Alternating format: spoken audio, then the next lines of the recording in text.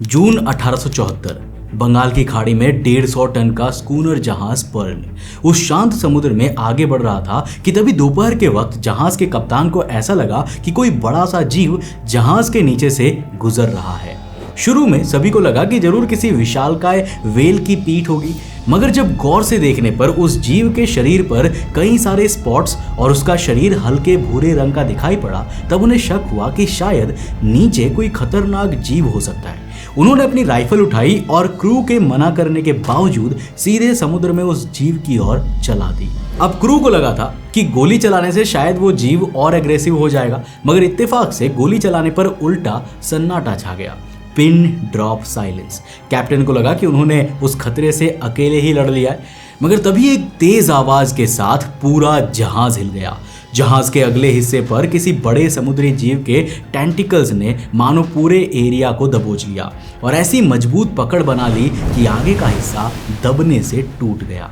जहाज का पूरा क्रू हाथ में कुल्हाड़ी भाला जो मिला उसे लेकर अलग अलग जगहों पर जकड़ बनाए हुए उस क्रिएचर के टेंटिकल्स पर मारने लगा, मगर दर्द के मारे जहाज को छोड़ने के बजाय उल्टा उसने अपनी पकड़ और ज्यादा मजबूत कर ली और इससे पहले कि कोई कुछ भी कर पाता, करीब 20 मिनट के अंदर अंदर ही जहाज का कचुम्बर निकल गया और वो पूरी तरह समुद्र में डूब गया। जहाज का कोई भी क्रू मेंबर जिंदा नहीं बचा, मगर उसी वक्त जहाज के पास से स्ट्रैथवोन नाम की एक स्टीम शिप गुजर रही थी, जिसमें मौजूद हर एक शख्स ने ये पूरा नज़ारा दूर खड़े होकर अपनी आंखों से देखा और फिर बाद में जब अपनी डेस्टिनेशन पर पहुंचे तो बताया कि उन्होंने अपने सामने किसी मॉन्स्टर को उन कोऑर्डिनेट्स के आसपास एक जहाज को पूरी तरह तबाह करते हुए देखा।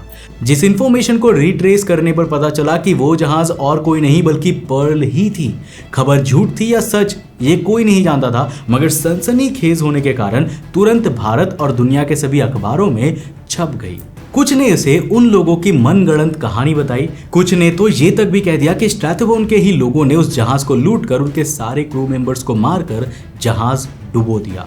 मगर जो इन सब्जेक्ट्स के जानकार थे ना, उन्होंने छूटते ही कहा कि ये काम किसी क्रैकन का है। और अगर आपको ये अनरियलिस्टिक लग रहा है तो ये तो कुछ भी नहीं, क्योंकि आज के इस वीडियो में हम आपको क्रैकन के जो रियल लाइफ इंसिडेंट्स बताने वाले हैं, उसके बाद आप भी कभी समुद्र में ट्रैवल करने की हिम्मत नहीं कर पाएंगे। तो हेलो गाइस, मैं हूं कौशिक और चलिए शुरू करते हैं एक और नए एपिसोड को।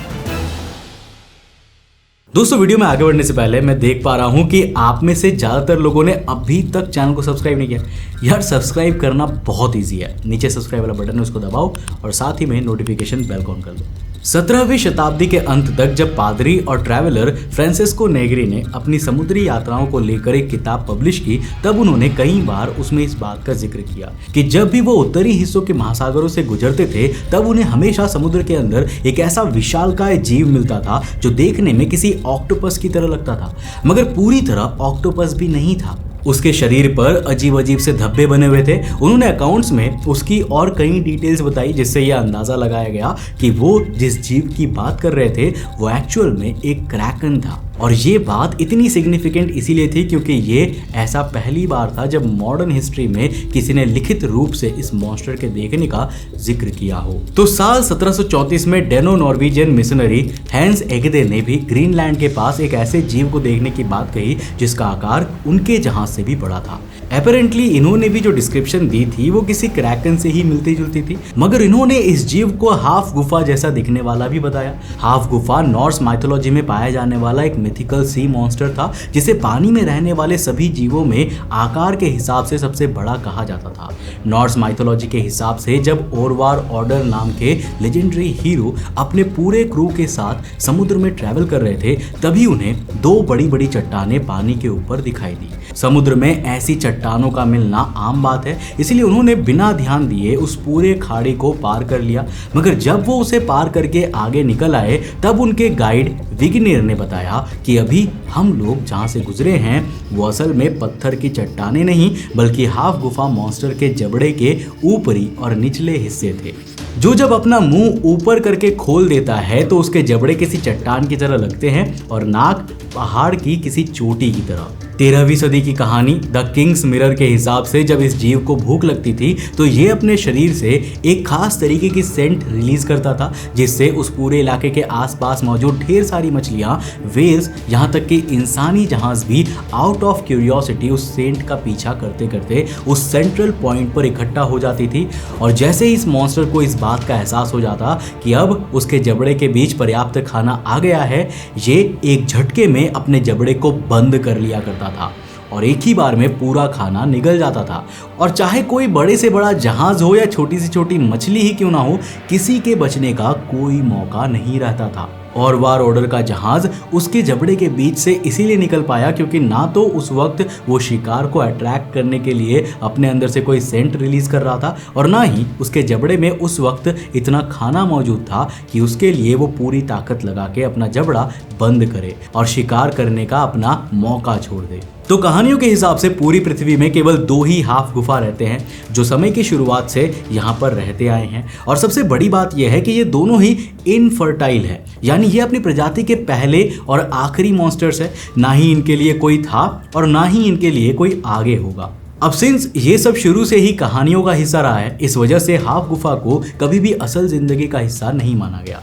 पर क्रैकन के केस में गौर करने वाली बात ये थी कि अब तक के सभी मामलों में कभी उस जीव ने ना तो लोगों पर हमला किया, जिस वजह से उसे काफी फ्रेंडली क्रिएचर माना जाता था।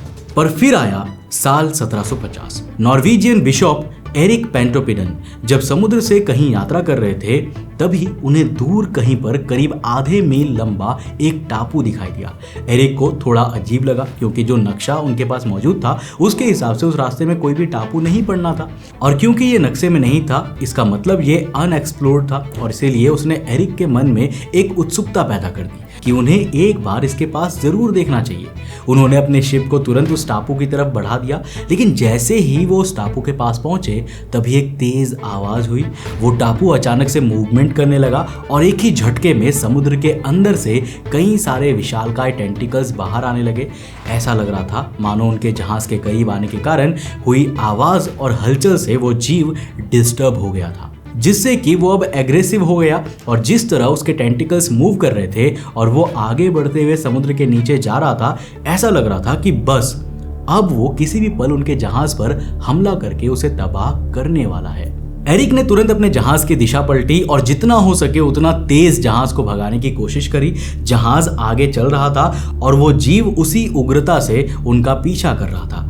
एरिक को लगा कि आज बस इसी समुद्र के बीचों बीच उनकी समाधि बन जाएगी, मगर खुशकिस्मती से वो जीव कुछ देर के बाद गायब हो गया। और वो कहाँ गया ये ना तो एरिक को पता चला और ना ही उन्होंने जानने में दिलचस्पी दिखाई। इस बात का जिक्र उन्होंने अपनी किताब नेचुरल हिस्ट्री ऑफ नॉर्वे में किया था, मगर इसके बारे में लिखने वाले वो इकलौते या आखिरी शख्स नहीं थे। जैसे जैसे बातें फैली वैसे वैसे क्रैकन के देखे जाने की खबरें यूरोप के बाहर एशिया, मिडिल ईस्ट, ओशियानिया और इन सभी सर्किट्स से आने लगी। हर साल करीब 10 से 12 ऐसी घटनाएं तो सुनने में आती ही थी, मगर साल 1900 आते आते सब कुछ अजीब होने लगा। क्रैकन्स की घटनाएं जो पहले आम हुआ करती थी ना, मिड 20th सेंचुरी आते आते रेयर हो गई।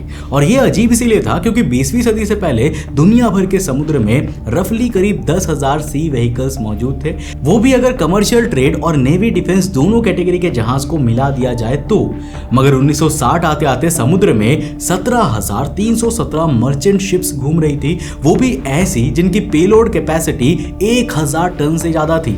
यानी 20वीं सदी के पहले जो समुद्र में घूमने वाले जहाजों की टोटल संख्या थी उससे डबल तो केवल एक स्पेसिफिक कैटेगरी के मर्चेंट व्हीकल समुद्र में 60 साल बाद घूमने लगे थे।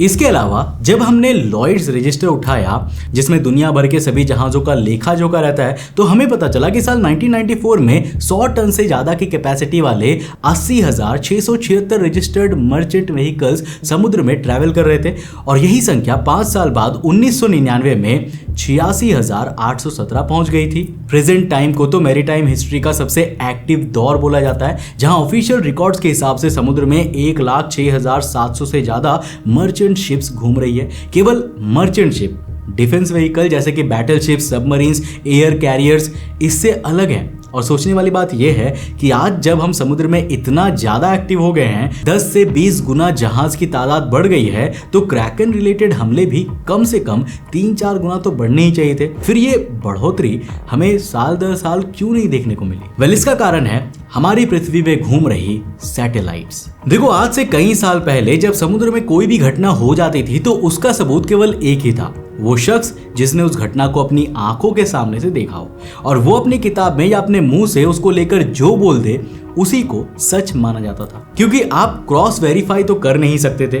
फिर साल 1990 के दशक में शिप की सर्विलेंस बढ़ने लगी। मर्चेंट शिप्स में सीसीटीवी कैमरास, सेंट्रल सर्वर से कनेक्टेड कम्युनिकेशन सिस्टम्स और ऐसे कई इंस्ट्रूमेंट्स लगाए जाने लगे जो 24 घंटे 7 दिन जहाज के ऑलमोस्ट हर इंटीरियर और एक्सटीरियर एंगल की फुटेज रिकॉर्ड किया करते थे और या तो सीधे सैटेलाइट कम्युनिकेशन सिस्टम के थ्रू मेन सर्वर पर भेज देते थे जिससे उन्हें कहीं से भी मॉनिटर किया जा सके, वरना लोकली पूरी कैमरा फीड हमेशा जहाज में मौजूद कंट्रोल रूम में स्टोर रहती थी। इसके अलावा अगर मान लीजिए किसी जहाज में इतना हाईली एडवांस कैमरा और सर्विलेंस सिस्टम नहीं भी लगा हुआ है तो आज पृथ्वी के ऑर्बिट में 12,149 सैटेलाइट्स घूम रही है, जिसमें से कई सैटेलाइट्स ऐसी हैं जो हर पल दुनिया के हर कोने को कैप्चर करती रहती है।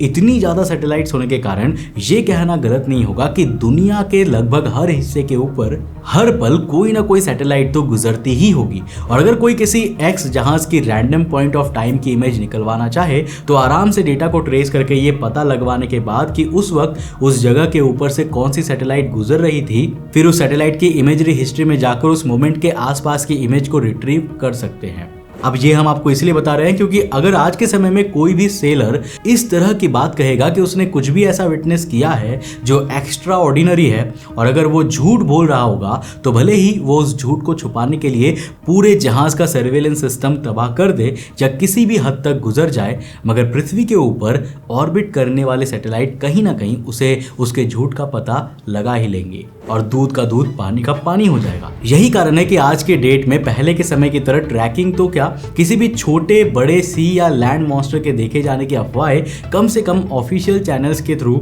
नहीं उड़ाई जाती। पर क्या इसका मतलब यह है कि बीते 1000 साल में क्रैकन या ऐसे ही किसी मॉन्स्टर की जितनी भी बातें कही गई हैं वो सारी की सारी झूठी थी?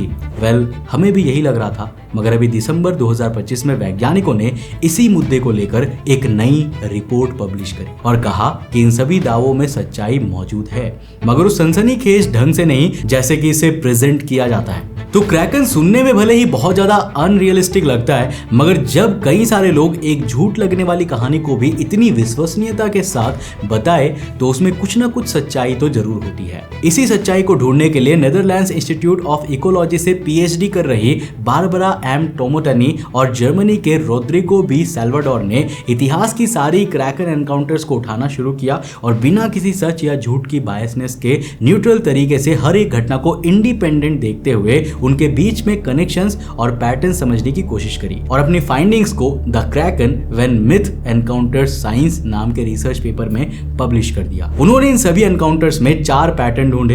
पहला, रियलिस्टिक एनकाउंटर्स में क्रिएचर का 15 मीटर या उसी के आसपास बड़ा होना। दूसरा, उस क्रिएचर की मूवमेंट स्पीड जो जनरली जहाज से भी स्लो हुआ करती थी, यानी वो क्रिएचर उतना तेज नहीं तैर सकता था। तीसरा, ये क्रैकन ज्यादातर समुद्र के नीचे ही रहता था और पार्शियली या बहुत कम ही ऊपर आता था। और चौथा ये कि इसके बड़े बड़े टेंटिकल्स हुआ करते थे जिनमें सक्शन कप्स जैसी चीजें रहती थी। एक और डिटेल उन्होंने ये भी नोटिस करी कि जिन भी एनकाउंटर्स में घटना का समय बताया गया उनमें या तो वो घटना रात में हुई या फिर सूर्योदय या सूर्यास्त के आसपास, जब नेचुरल विजिबिलिटी बहुत कम रही हो। अब विजिबिलिटी का कम होना साफ अंदेशा है कि उन्होंने सामने मौजूद उस क्रिएचर की शैडो देखकर बहुत सी डिटेल्स फिल इन कर दी होंगी या शायद असली हो भी ना। और अगर इन एजम्पशंस और पैटर्न्स को मद्देनजर रखा जाए और फिर क्लासिफाई करने की कोशिश की जाए कि वो मॉन्स्टर आखिर था क्या, तो केवल एक ही नाम इन सभी पैरामीटर्स पर फिट बैठता है, आर्किट्यूथिस डक्स। तो ये Architeuthis dux basically deep sea giant squids हुआ करते थे जो ज्यादातर 1000 मीटर या उससे नीचे की गहराई में ही रहते थे, मगर खाने की तलाश में कभी कभी ऊपर आ जाते थे, जिस वजह से उनका एनकाउंटर इंसानों से बहुत रेयर होता था। उनका आकार भी 13 से 18 मीटर के बीच था और अगर उनके शेप पर गौर किया जाए तो वो भी ठीक उसी तरीके से नजर आते थे जैसा कि क्रैकन को डिस्क्राइब किया जाता है। इनकी स्पीड भी बहुत स्लो होती थी और अगर ये एक्चुअल में किसी छोटे मोटे जहाज पर हमला करना चाहे तो डीप सी प्रेशर झेलने की क्षमता की वजह से इनके टेंटिकल्स इतने स्ट्रांग होते थे कि ये जहाज को डैमेज पहुंचा सके। अल्टीमेटली इस रिसर्च पेपर में यही कंक्लूजन निकला कि जिन्होंने वाकई में ऐसे किसी एनकाउंटर का सामना किया है उन्होंने रात के अंधेरे में इसी आर्किट्यूथिस डक्स को देखा और घबराहट के मारे सबकॉन्शियसली बहुत कुछ ऐसा सोच लिया जो एक्चुअल में हुआ भी नहीं और रियलिटी से बहुत दूर था। रही बात ऐसे अकाउंट्स की जिनमें क्रैकन के ऊपरी हिस्से को आधे मील के टापू जितना बताया गया है, फिर उसके एक टेंटिकल से पूरे जहाज को तोड़ देने वाली बात कही गई है, तो ये मात्र एक एग्जैजरेशन हो सकता है जो केवल इसीलिए बनाया गया ताकि उस सेलर का नाम हो जाए और वो सुर्खियों में बना रहे। रियलिस्टिक अप्रोच रखी जाए तो यही एक पॉसिबल एक्सप्लेनेशन समझ में आता है कि आधे लोगों ने डर के मारे सारी चीजों को मिसअंडरस्टूड कर लिया और आधे लोगों ने सुर्खियों में आने के लिए जबरदस्ती कुछ भी फैला दिया। मगर इस पर आपका क्या मानना है? क्या वाकई इस तरह का कोई भी मॉन्स्टर सी में एग्जिस्ट करता है या ये केवल लोगों द्वारा सनसनी फैलाने के लिए उड़ाई गई अफवाहें थी? हमें नीचे कमेंट सेक्शन में लिखकर जरूर बताना। अगर वीडियो पसंद आया, कुछ नया सीखने को मिला तो इस वीडियो को लाइक करने के साथ साथ अपने दोस्तों के साथ जरूर शेयर करना। अगर आप नए उस चैनल पर तो इस चैनल को सब्सक्राइब करने के साथ साथ नोटिफिकेशन बेल को ऑन कर देना। और अगर आपको ये वीडियो पसंद आई ना, तो मैं आपको रिकमेंड करूंगा कि आप अगली वीडियो इसे जाकर जरूर देखना, जिसमें हमने बात किया है समुद्र के नीचे से आने वाले एक मिस्टीरियस आवाज़ के बारे में जिसका नाम था द ब्लूप। एक ऐसा आवाज़ जो एक बहुत ही भयंकर मॉन्स्टर की आवाज़ बताई जाती थी, पर आखिर उसकी सच्चाई क्या है जानने के लिए इस वीडियो को जाकर देखना बहुत इंटरेस्टिंग है। मैं मिलता हूं आपको नेक्स्ट एपिसोड के साथ, तब तक के लिए बाय, जय हिंद।